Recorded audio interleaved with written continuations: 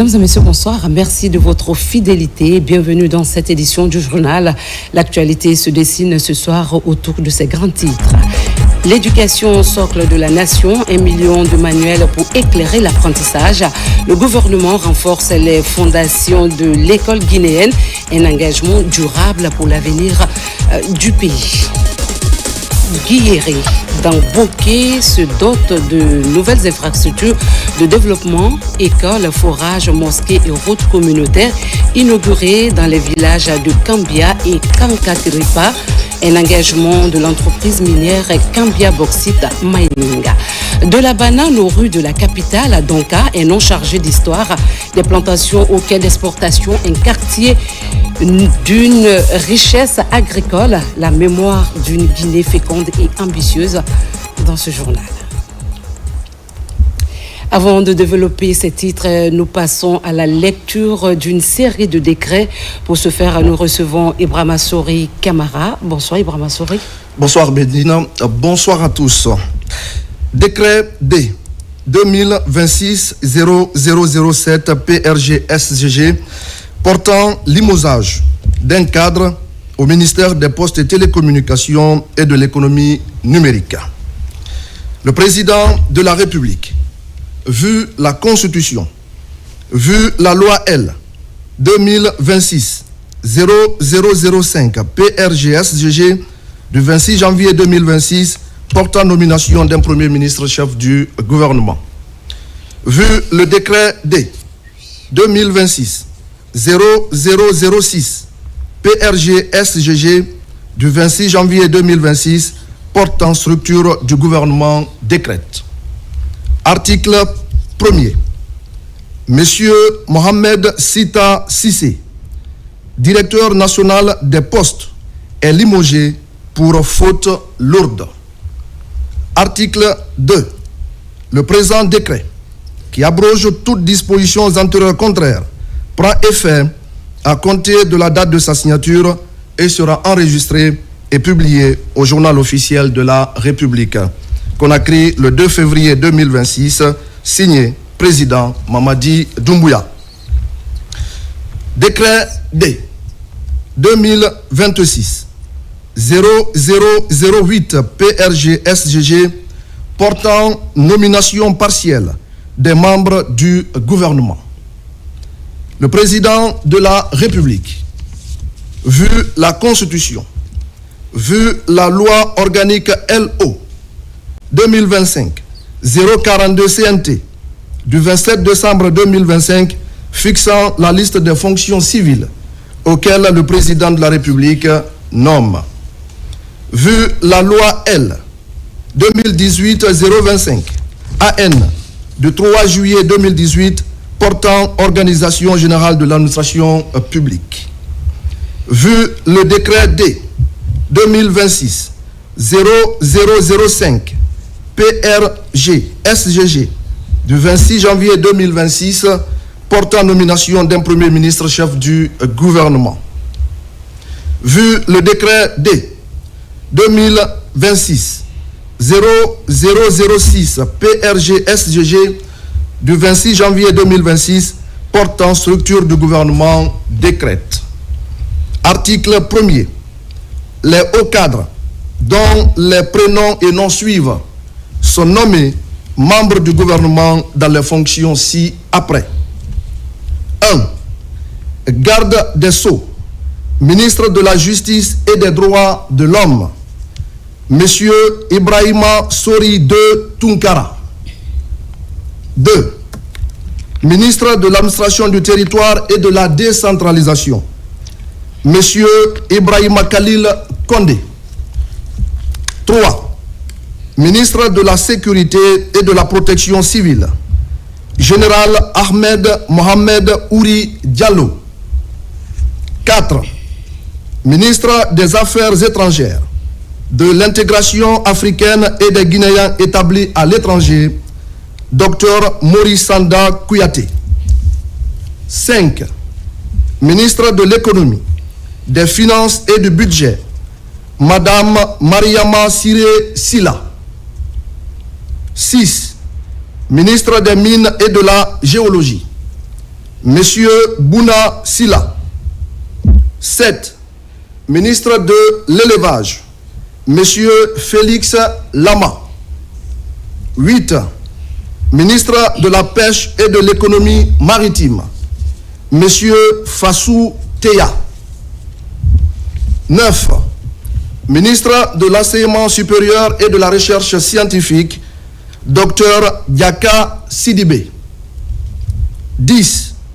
Ministre de l'Éducation nationale, de l'alphabétisation, de l'enseignement technique et de la formation professionnelle, M. Alpha Bakar Bari. 11. Ministre de la Culture, du Tourisme et de l'Artisanat, M. Moussa Moïse Silla. 12. Ministre de la Santé et de l'Hygiène publique, Madame Kaïté Sall. 13. Ministre de la Femme, de la Famille et des Solidarités, Madame Patricia Adeline Lama. 14. Ministre de la Jeunesse et des Sports, Monsieur Selou Baldé. 15. Ministre des Infrastructures, Monsieur Fassiné Silla. 16. Ministre des Transports, porte-parole du gouvernement, Monsieur Ousmane Gawal Diallo. 17.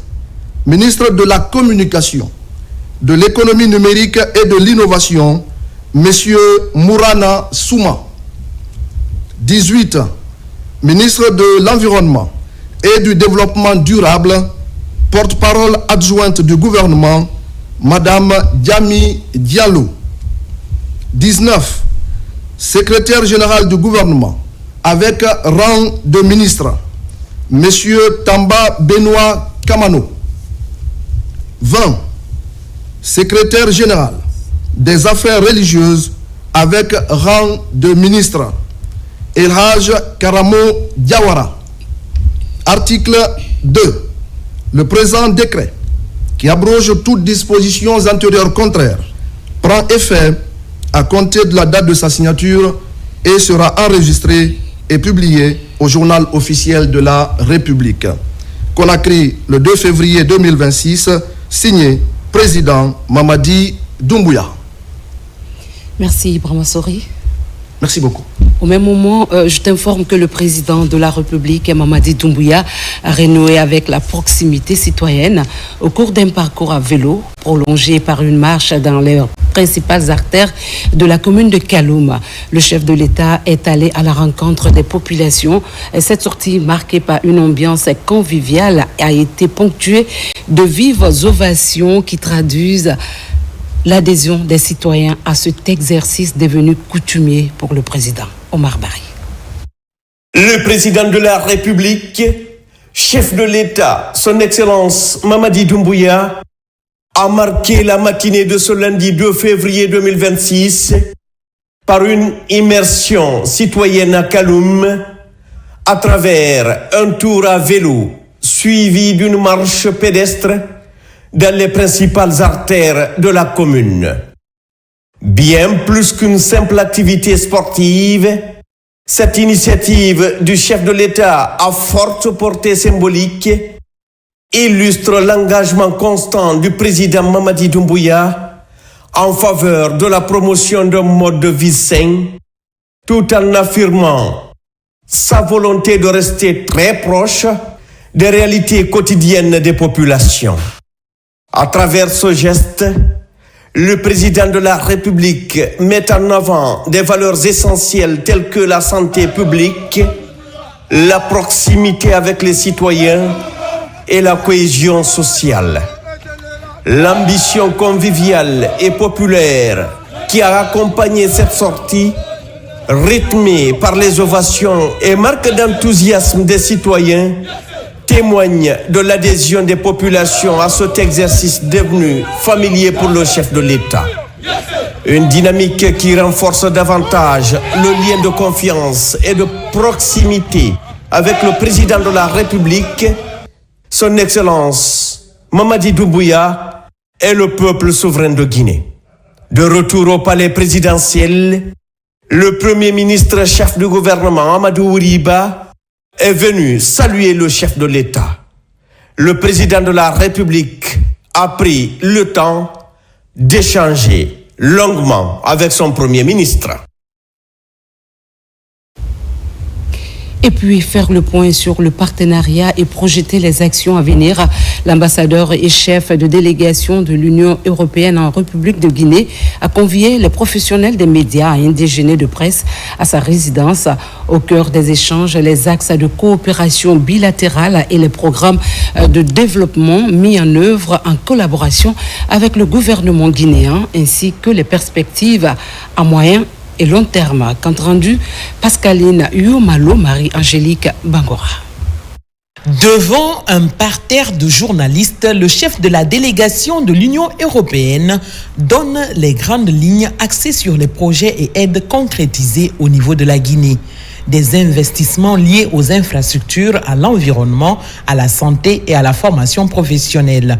Des acquis qui ont permis à l'Union européenne de contribuer à la réalisation de plusieurs projets d'envergure. Dans cette perspective, 2026, un autre objectif, c'est sur l'axe entre Bokeh et la frontière de Guinée-Bissau, un tronçon de 42 km de route qui permettra de rapprocher d'une certaine manière les deux pays en accélérant les flux, en permettant à davantage de biens, mais aussi de personnes, de circuler. Et avec un pont de près de 300 mètres qui va être construit sur la rivière Kogon. Cette question de la connectivité est importante, c'est au cœur d'une initiative européenne de grande ampleur à l'échelle mondiale, Global Gateway, qui vise à favoriser la connectivité dans les pays de notre choix, qui sont nos partenaires, et la Guinée fait partie de ces partenaires. Dans le cadre de la bonne gouvernance,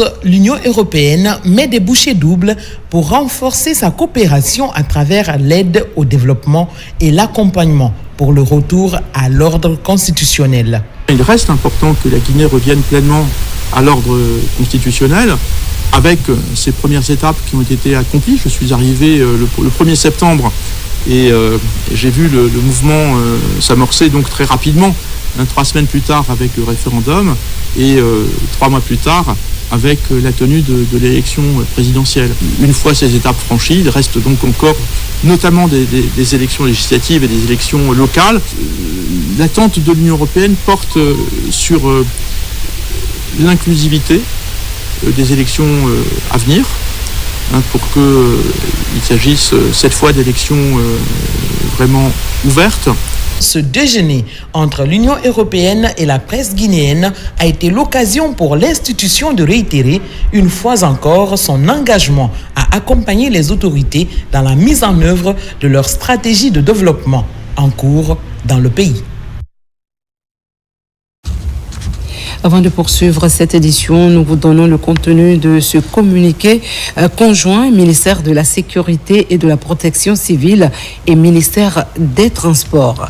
Dans le but de renforcer la fluidité de la chaîne logistique et l'évacuation des marchandises au port autonome de Conakry, le ministère des Transports et le ministère de la Sécurité et de la Protection civile informent les usagers de la route de la levée totale des restrictions de circulation des camions gros porteurs à partir du 1er février 2026 à 8h jusqu'au 31 mars 2026 à 23h59.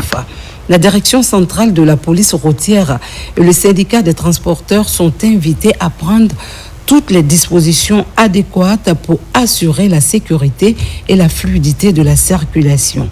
Conakry, le 1er février 2026, ont signé le secrétaire général du ministère des Transports et le secrétaire général du ministère de la Sécurité et de la Protection civile.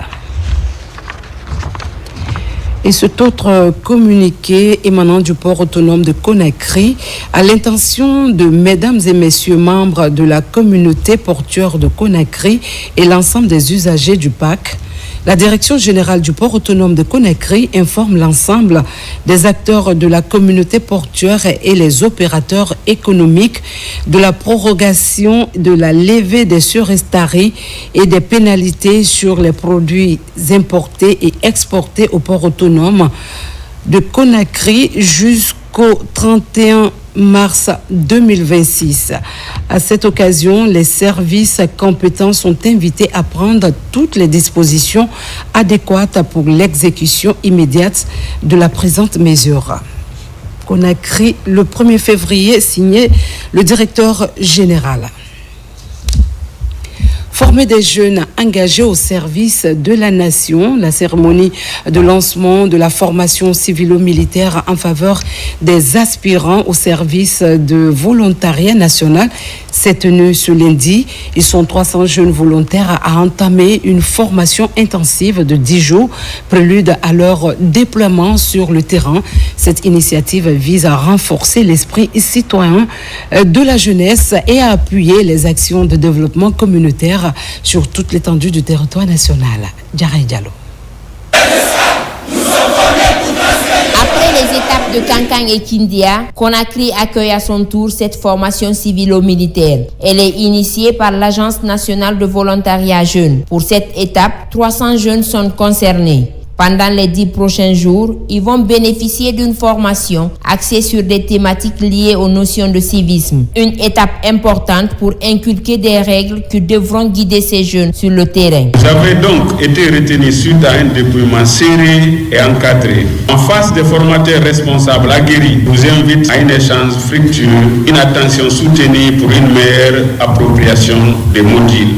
Votre rôle sera d'appuyer une structure locale qui est en manque de ressources humaines. Cette initiative s'inscrit dans la volonté des autorités à promouvoir le volontariat comme un levier solide pour la participation des jeunes au développement national. Une fois sur le terrain, ces volontaires devraient intervenir dans plusieurs domaines, notamment la sensibilisation citoyenne, l'appui aux communautés, la protection de l'environnement. En accueillant aujourd'hui les 300 volontaires, l'ASCAD reste fidèle à sa mission fondamentale. Former des jeunes utiles, responsables, disciplinés et pleinement conscients de leur rôle au sein de la République. Ici, vous n'êtes pas de simples apprenants. Vous êtes des acteurs appelés à porter les valeurs du civisme et du service à la communauté. Dans les mois à venir, vous interviendrez au cœur des communautés. Là où les besoins sont grands, vous serez présents. Là où l'espoir doit être ravivé, vous serez des visages de confiance. Cette remise à niveau est une opportunité pour les bénéficiaires d'acquérir des compétences, de renforcer leur employabilité et de contribuer activement à la construction du pays. À travers cette formation, ces 300 jeunes volontaires nationaux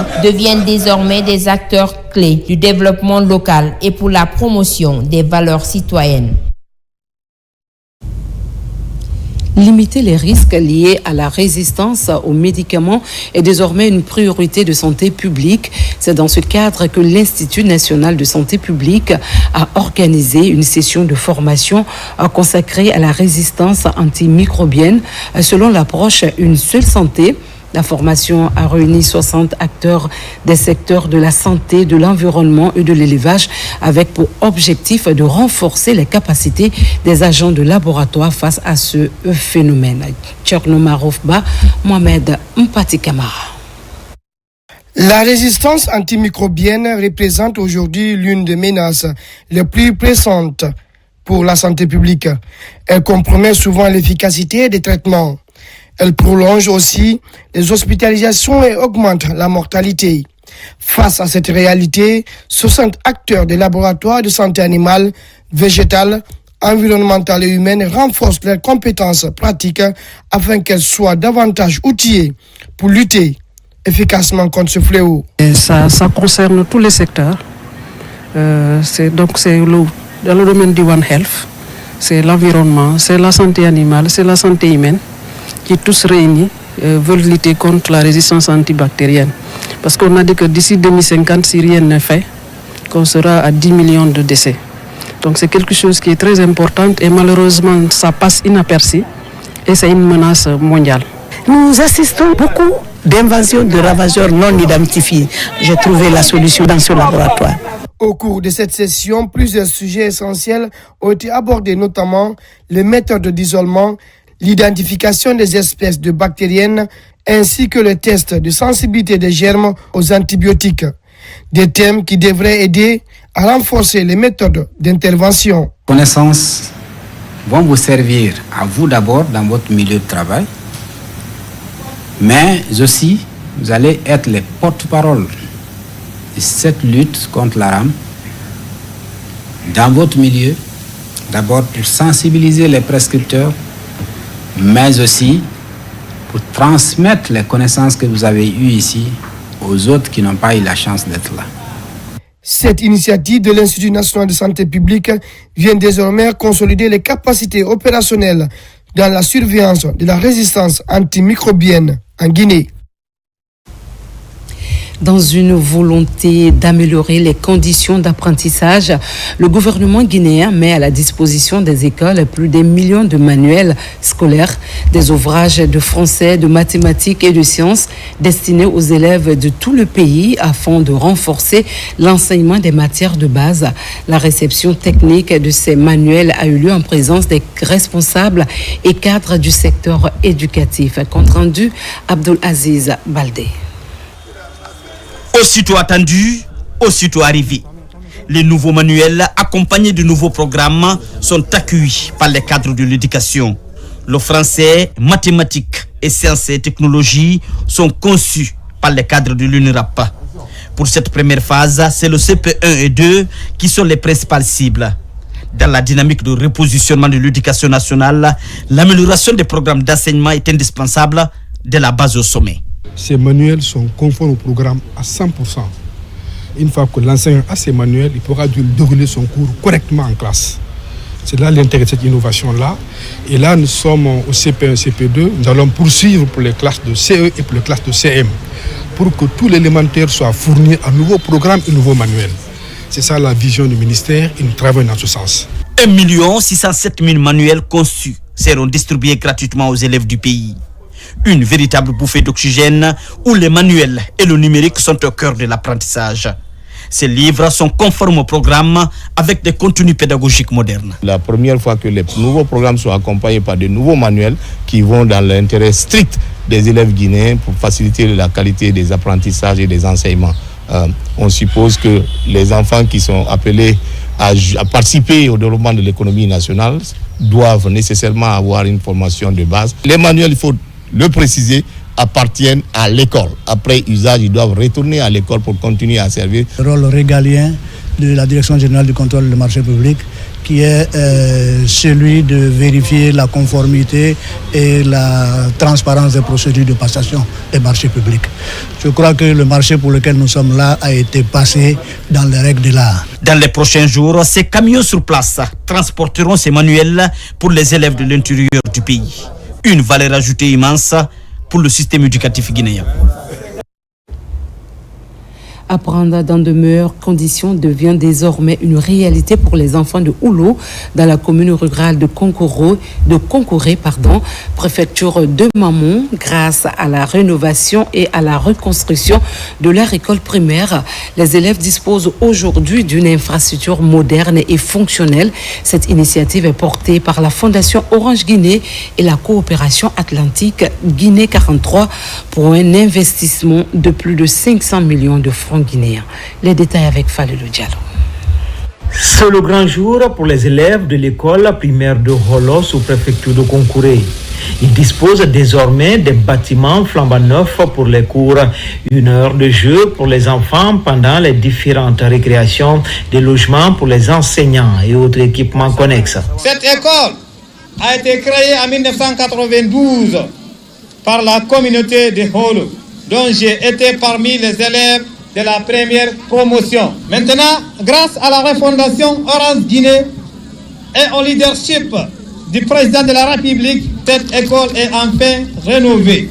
À travers cet appui, vous offrez à nos enfants un cadre scolaire digne de sécurité et de motivation. Les remerciements vont à l'égard de nos partenaires techniques et financiers, à l'occurrence Orange Guinée, pour la rénovation de ces 3 salles de classe, le logement, l'équipement et les aides d'enfants. C'est une action de la Fondation Orange Guinée, la coopération atlantique Guinée 44. L'idée d'offrir un meilleur cadre d'enseignement-apprentissage aux élèves de ce district est un endroit idéal pour les enseignants de cette concession scolaire. Grâce à l'engagement de l'entreprise Anselec, à la mobilisation de la communauté et au soutien indéfectible de la Fondation Orange Guinée, nous avons pu transformer cette vision en réalité. Nous avons réhabilité le bâtiment de 3 salles de classe. Chaque salle est maintenant équipée de tables-bancs adaptés et de bureaux pour les enseignants. Aujourd'hui, j'ai envie de dire, étudier, oui, mais pour étudier, il faut que l'environnement soit propice. Et la Fondation vient avec une réponse concrète. Agir pour qu'étudier soit une réalité, une opportunité pour préparer le demain, notre demain, celui de notre avenir, celui de nos enfants. À travers cette action, les initiateurs de ce projet comptent participer à la qualification du système éducatif guinéen. Il s'agit d'offrir les mêmes chances aux enfants de l'arrière-pays que ceux des centres urbains. Dans le district de Guilleré, préfecture de Boké, plusieurs infrastructures de développement ont été inaugurées. Il s'agit d'une école élémentaire, d'un forage, d'une mosquée et d'une route communautaire réalisée dans les villages de Kambia et Kankaripa. Ces réalisations s'inscrivent dans le cadre de l'accompagnement de l'entreprise minière Kambia Bauxite Mining en faveur du développement socio-économique local. Tcherno, Younous Atawel Kamara, reportage. À 8 km de la commune urbaine de Boké, les villages de Kankaripa et Kambia dans le district de Guiléré. Des localités souvent impactées par les activités de la société minière Kambia Bauxite Mining qui opère dans la zone. Dans le cadre de sa responsabilité sociétale d'entreprise et de la promotion du respect du contenu local, la société KBM a jugé nécessaire de réaliser ces différentes infrastructures de développement dans ces 2 villages. Il s'agit d'une école communautaire entièrement équipée d'une mosquée et d'un forage doté d'une pompe solaire d'une capacité de 3000 litres. Toutes ces infrastructures, c'est pour le développement de la communauté, des populations impactées par notre projet, et ça rentre dans notre obligation sociétale. En une année, n'est-ce pas, d'activité, je dirais que c'est le prix aussi de l'accalmie, n'est-ce pas, des communautés ils n'ont pas pu barricader pendant une année d'activité, d'ensemble des activités, jusqu'à date, ce qui a permis, n'est-ce pas, aux choses à la société, n'est-ce pas, de générer, n'est-ce pas, des recettes qui ont été réinvesties pour eux, pour la route, pour la mosquée, pour l'école et pour le forage. À ces infrastructures s'ajoute également la réhabilitation d'une route communautaire de 6 km. Une piste rurale qui pourrait désenclaver plusieurs villages de la contrée et faciliter l'écoulement des produits locaux vers les grands marchés. Le développement durable ne saurait se limiter à l'exploitation des ressources naturelles. Il doit impérativement s'accompagner d'investissements sociaux capables d'améliorer les conditions de vie des populations, de renforcer les infrastructures de base et de créer des opportunités économiques au profit des communautés. Ces différentes infrastructures communautaires réalisées par l'entreprise Kambia Bauxite Mining KBM constituent une réponse aux besoins exprimés par les communautés et pourraient contribuer efficacement au développement socio-économique du district de Guiléré dans la commune urbaine. La Guinée est appelée à repenser ses priorités environnementales pour anticiper les défis liés au changement climatique, à la préservation des écosystèmes et à la gestion durable des ressources. Le ministère de l'Environnement et du Développement durable a engagé un processus d'identification de projets structurants. C'est dans cette dynamique et en partenariat avec l'Union internationale pour la conservation de la nature qu'un atelier national a été organisé, réunissant experts, techniciens et acteurs du secteur environnemental avec pour objectif de définir des actions prioritaires adaptées aux réalités du pays. Nabi Kamara. À l'échelle continentale et régionale, la Guinée occupe une place écologique singulière et stratégique à cause de ses ressources naturelles.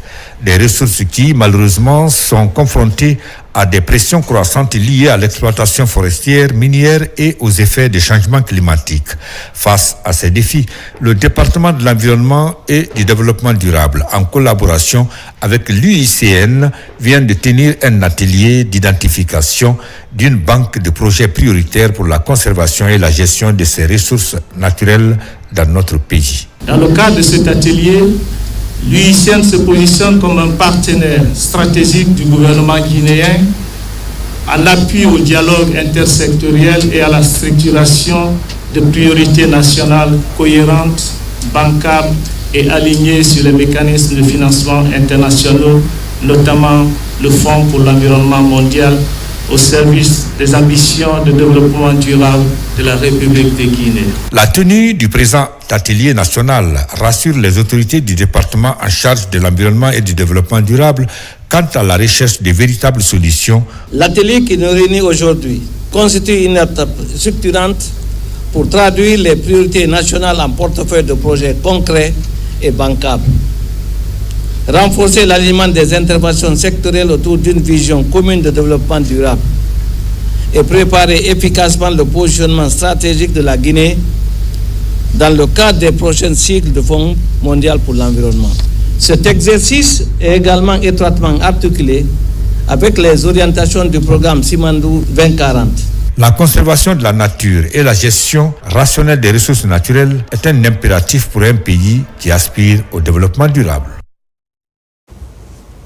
Comme annoncé au sommaire, bien avant d'être un quartier emblématique de Conakry, Donka était un nom qui voyageait au-delà des frontières. Hérité de la marque de bananes Donka, ce nom renvoie à une époque où les bananes produites dans les plantations de Kindia, Dubreka et Fourekaria étaient exportées pour leur qualité exceptionnelle.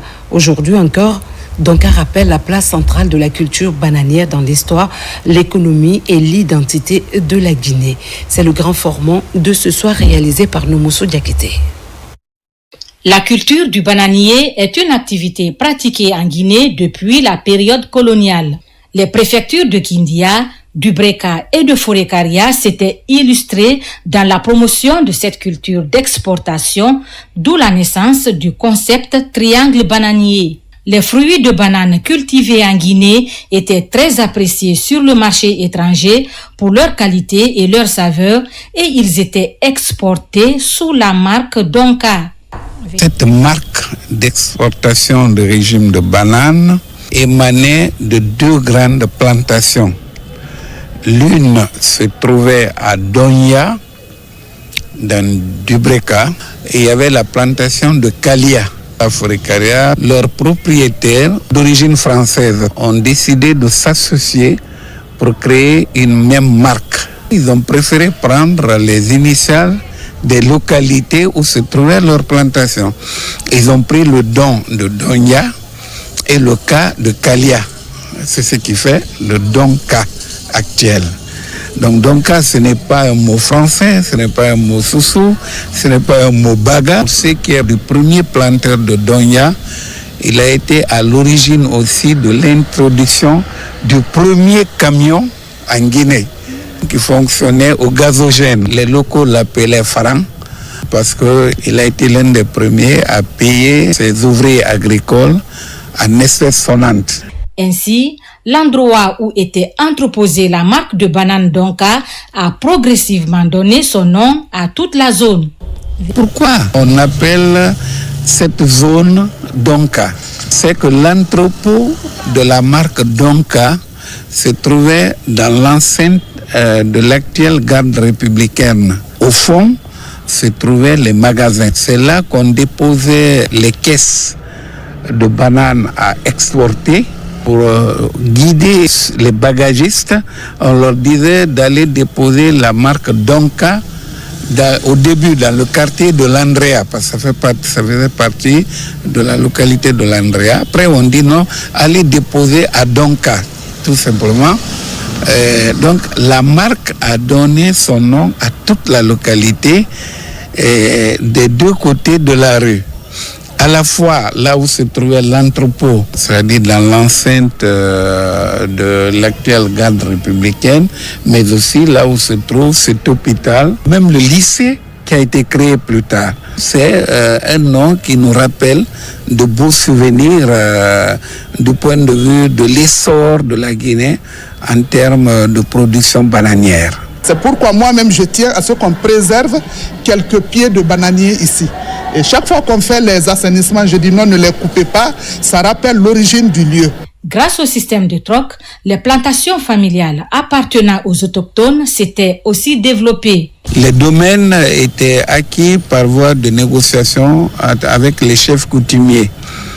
Et dans ces zones-là, certains chefs coutumiers, quand ils s'adressaient à des familles, les familles disaient oui, nous cédons une partie, mais faites-nous aussi une plantation à côté.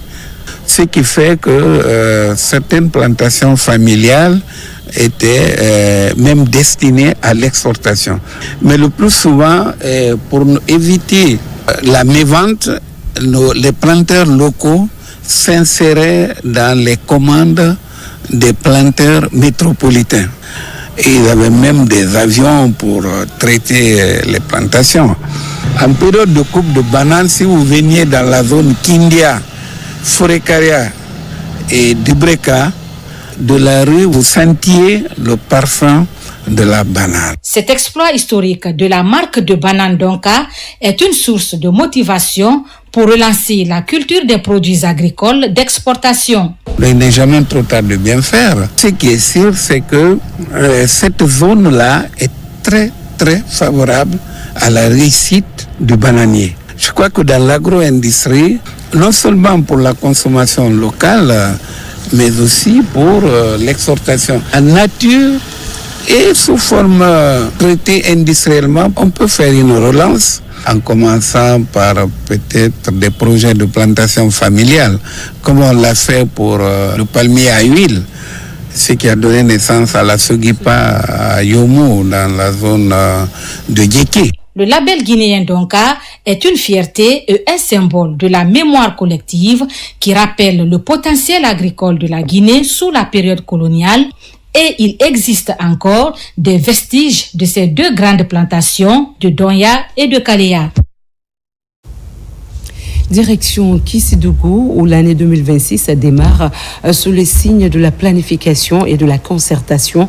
Les autorités communales ont ouvert la première session ordinaire consacrée à l'examen des prévisions de fonctionnement de la commune. Cette rencontre a réuni élus locaux, responsables administratifs et partenaires techniques avec pour objectif de définir les priorités et d'assurer une gestion coordonnée des actions communales pour l'année en cours. Mariama Diallo. C'est dans cette salle des célébrations de la commune urbaine de Kissidougou que s'est ouverte la première session ordinaire au titre de l'année 2026. Une rencontre qui réunit autorités préfectorales et communales ainsi que les conseillers et la société civile. Au cœur de la session, la projection du fonctionnement de la commune à travers l'examen des prévisions budgétaires et des propriétés de gestion pour l'année 2026. Cette retrouvaille est obligatoire. Puisque notre mission régalienne, nous avons d'abord au départ visité nos 25 quartiers à titre d'information et de sensibilisation de part et d'autre. Donc des échanges pour que la base puisse nous exprimer leurs besoins par priorité. Personne n'est parfait. Donc si tu ne consultes pas, tu resteras toujours bloqué. Un exercice essentiel qui permet aux participants de définir les grandes orientations de fonctionnement de la commune et de planifier les actions prioritaires au bénéfice des populations. C'est une session qui se tient dans un climat de confiance et de convivialité, puisque ça permet de poser les diagnostics réels de Kissidougou en vue de trouver des solutions idoines au développement socio-économique et culturel de Kissidougou. Il y a de quoi se réjouir parce que les populations de la commune urbaine y trouvent leur compte. Donc c'est une occasion pour eux de faire des études, de faire des analyses et évaluer aussi les activités qui ont été passées, se projeter aussi dans le futur. À travers le lancement de cette première session ordinaire, la commune urbaine de Kissidougou compte anticiper les besoins et améliorer l'efficacité de l'action communale pour l'année 2026. Dans un autre registre, à Cancan, la couture devient un véritable levier d'autonomisation pour de nombreuses jeunes filles non scolarisées. Ce soir, focus sur un parcours hors du commun, celui de Awa Kondé, une femme à mobilité réduite, aujourd'hui couturière inspirante et résolument engagée dans la lutte contre la mendicité. Formée au centre Mbengue Couture, elle transforme son savoir-faire en message d'espoir, de dignité et de résilience. Portrait à découvrir avec Djamokaba. La promotion de la main-d'œuvre locale est une chronique passionnante de ce centre spécialisé en couture. Ici, l'envie d'entreprendre attire de plus en plus de jeunes filles sans métier. La durée de l'apprentissage, 1 année, pour contribuer au développement personnel et à l'essor de l'économie régionale. À la Maison des Jeunes de Cancan, c'est le grand jour pour dévoiler 102 nouveaux visages prêts à servir la communauté. Au cœur de ce marathon de l'excellence, une jeune dame à mobilité réduite, engagée à créer ses propres affaires et à montrer son originalité.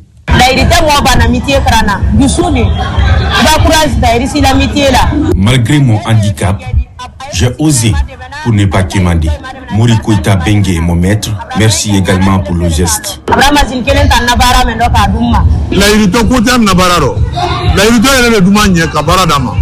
Dans notre atelier, les personnes à mobilité réduite sont les bienvenues. Lorsqu'elles apprennent, ça va intensifier la lutte contre la mendicité.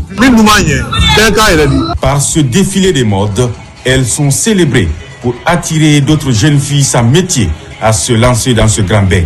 Des créations de haute couture livrées dans ce sens, un véritable voyage dans le monde du mannequinat. Quelqu'un a bien travaillé et les élèves aussi ont mérité. Puisque quand vous mettez les élèves en épreuve, si le travail est bien fait, donc il faut les récompenser avec un diplôme. Quand je suis venu là, moi je suis vraiment content. Bengue Couture est une référence à Cancan, mais aussi dans la sous-région.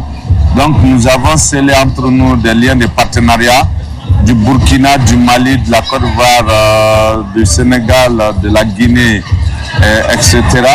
C'est pour que la mode africaine puisse avoir une dimension internationale. Derrière cette réussite collective, Bengue Couture pour un capital humain compétitif. En restant mobilisé pour la cause de cette couche vulnérable, Morikoita ne veut laisser aucune fille sur le bord de la route.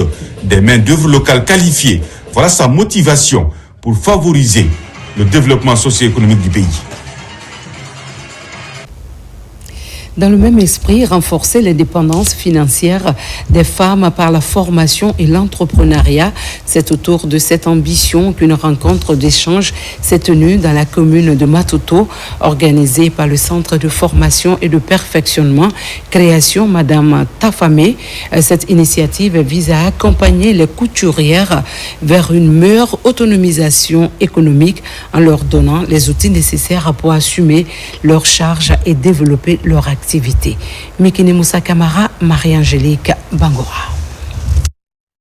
Encourager le talent, récompenser l'excellence et propulser les jeunes filles et les femmes vers l'autonomisation, ce sont des principales missions assignées au Centre de formation et de perfectionnement Création Madame Tafamé, une structure qui existe depuis 32 ans.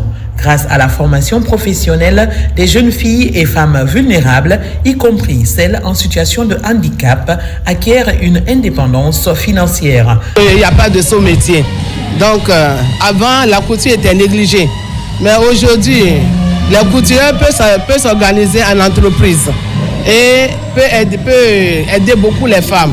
Donc, vraiment, j'invite les femmes. Au lieu de mettre les plateaux sur la tête, se promener, si tu as un métier, c'est plus garanti. Les dispositions sont à prendre au niveau de la direction, surtout dans le cadre de la mise en œuvre de la stratégie nationale de développement et de la formalisation du secteur de l'artisanat, pour que vraiment les institutions puissent nous aider afin de permettre à ces filles-là vraiment de se prendre en charge et devenir autonomes. L'autonomisation des couturières est un levier clé de l'entrepreneuriat féminin et de la réduction du chômage. Non, nous encourageons ce métier, surtout c'est un métier vraiment prometteur qui sert à insérer les jeunes, que ce soit les jeunes garçons ou bien les jeunes filles. Et nous encourageons et l'élan qu'on a pris en 2025 et on va suivre le même élan cette année encore en 2026. Le secteur de la mode en Guinée encourage la modernisation des techniques de couture pour une meilleure compétitivité. À la page religieuse, c'est dans un esprit de foi et de responsabilité collective qu'une conférence islamique s'est tenue à Conakry dans une atmosphère de recueillement, de prière et de fraternité. Accueillie au Palais du Peuple, cette rencontre a invité les fidèles musulmans à s'engager activement dans la consolidation de la paix et de la réconciliation nationale en Guinée. Les femmes et les jeunes ont été associés à cette initiative portée par la famille musulmane de Guinée, pour la quiétude sociale, le respect mutuel et le vivre ensemble. Abakar Djabi. La vulgarisation des principes islamiques, axés essentiellement sur le vivre ensemble et l'amour du prochain, reste au cœur des activités de la structure dénommée Famille musulmane de Guinée, Famougi. Dans cette salle du Palais du Peuple, elle vient de mobiliser ses co-religionnaires musulmans pour véhiculer des enseignements coraniques. Il s'agit notamment d'échanger sur la consolidation de la paix et la réconciliation nationale en Guinée. Le thème retenu est la place des femmes et des jeunes dans la consolidation de la paix en islam. La paix ne se décrète pas. Elle se construit par l'éducation, le respect, la justice et la responsabilité. C'est la 7e édition de cette conférence islamique. Elle regroupe un nombre important de fidèles musulmans pour rappeler les valeurs de la paix et de la cohésion sociale. Ce que je demande aux Guinéens, alhamdoulilah rabbil alamin, c'est de préserver les 4 piliers même de la paix. La vérité, qui est très important, la justice, et qui est très important, l'amour aussi, et la liberté. Donc avec ça, la Guinée peut aller de l'avant. Je formule le vœu que ces conférences soient une source d'enseignement bénéfique pour tous et qu'elles contribuent à l'éclair nos consciences, à renforcer notre engagement pour un islam de sagesse, de tolérance et de responsabilité. Durant de longues heures, les conférenciers ont élucidé les participants sur les écrits du Saint-Coran basés sur le respect mutuel et la foi islamique. Chaque participant accorde un intérêt particulier au message véhiculé pour consolider le tissu social et la paix en Guinée. À la même page, l'Église universelle célèbre la journée mondiale de la vie consacrée dans l'archidiocèse de Conakry. La célébration s'est tenue à la paroisse Saint-Jacques de Lambaye. À cette occasion, les religieuses se sont retrouvées autour d'une conférence spirituelle portant sur le thème « La routine dans la vie religieuse ». La journée s'est poursuivie par une messe d'action de grâce dédiée au cheminement vocationnel et au témoignage de la vie des consacrés. Marie-Simone Noël Tono, Robert Bangora, reportage. À chaque 2 février de chaque année, l'Église catholique célèbre la fête de la présentation de Jésus au Temple. Cette journée mondiale de la vie consacrée est instituée par le pape Saint Jean-Paul II depuis le 6 janvier 1997. À l'archidiocèse de Conakry, c'est ce dimanche 1er février que les fidèles ont célébré la solennité précédée d'une conférence sur le thème « La routine dans la vie religieuse ». La vie de foi des personnes consacrées n'est pas une vie de routine où tout recommence, frères et sœurs, comme si l'on tournait en rond dans un cercle. Elle est plutôt une vie de croissance spirituelle et humaine, semblable à une spirale, de telle sorte que nous croissions jusqu'à la contemplation des réalités d'en haut. La journée s'est poursuivie par cette messe placée sous le signe de l'action de grâce. Ils sont au total 32 religieux présents, tous membres d'une congrégation de l'archidiocèse de Conakry. Nous rendons grâce à Dieu pour les femmes et les hommes qui ont choisi de suivre le Christ de plus près à travers les conseils évangéliques, qui ont répondu à l'appel du Seigneur en venant travailler dans sa vigne qui est à Conakry. Bien qu'en droit, tout chrétien soit consacré au Christ par son baptême, ceux-là ont choisi un engagement public plus radical. Cette journée met en lumière leur rôle dans la vie consacrée qui enrichit et réjouit l'Église par la multiplicité des charismes. Je suis religieux depuis 40 ans. Cette journée nous permet de renouveler notre engagement au Seigneur. C'est un moyen pour nous d'enlever la poussière qu'il y a sur nous. Et pour revêtir d'hommes nouveaux, prêts à rebondir pour partir encore en mission. La messe s'est clôturée par l'imploration de Dieu à donner de nombreuses vocations religieuses et sacerdotales par l'intercession de la Vierge Marie à travers 3 Ave Maria.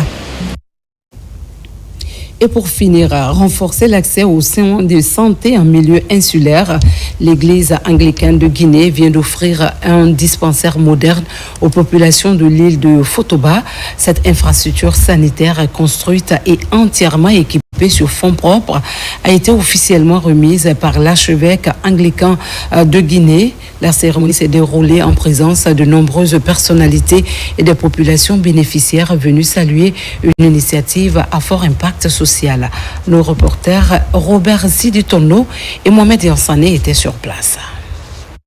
L'île de Fotoba, cette localité de plus de 2000 habitants, manque depuis de plusieurs infrastructures socio-économiques de base. Sur le plan sanitaire, par exemple, la gestion et le traitement des malades étaient devenus une véritable casse-tête pour ces populations insulaires. D'où la construction de ces dispensaires modernes sur fonds propres de l'Église anglicane de Guinée pour inverser les tendances. Une manière d'accompagner le gouvernement dans ses efforts de développement à la base. L'inauguration de cette structure de santé qui porte désormais le nom de Dr William Sawyer a eu lieu ce dimanche en présence des fils et filles du terroir massivement mobilisés. L'une des missions de l'Église aussi, c'est de participer au bien-être des fidèles. Ce n'est pas seulement venir célébrer les messes, prêcher la bonne nouvelle, mais l'Église dit aussi que elle peut contribuer. Et en contribuant, nous avons mis une infrastructure au compte de ces médecins que le gouvernement a envoyés. Nous allons travailler en collaboration pour qu'ils aient au moins un endroit, un bâtiment où ils pourront recevoir les gens. Le centre de santé de Fotoba compte un laboratoire, 11 lits, une salle de mise en observation, une pharmacie, une salle d'accueil, une salle pour le médecin-chef, 2 salles polyvalentes, 2 toilettes. Nombreux sont des citoyens qui se disent déjà soulagés par ces gestes. Le nom qu'il porte est le nom de mon beau-frère qui a fait beaucoup pour l'île et qui est décédé il y a plus d'1 an. Et ça me touche beaucoup. On va compléter en fonction des besoins. Donc, si Dieu nous donne aujourd'hui qu'on a au moins un centre sanitaire qui est à proximité, vraiment ça pourra beaucoup aider nos populations pour ne plus brader la main pour aller à Conakry pour se faire soigner. C'est suite au culte de ce dimanche 1er février en la paroisse Saint-Jean divin de Fotoba que Monseigneur Jacques Boston a procédé à la remise officielle de cette infrastructure de santé aux populations de Fotoba. L'archevêque anglican de Guinée a dans ses enseignements bibliques appelé les populations de Fotoba à la promotion de la paix. La cérémonie de remise du dispensaire de Fotoba a été marquée par des prières et recueillements sur les tombes de certains pionniers de l'église anglicane de Guinée dans la localité, à l'image de Jacob Benjamin et Madi Marceline Morgan.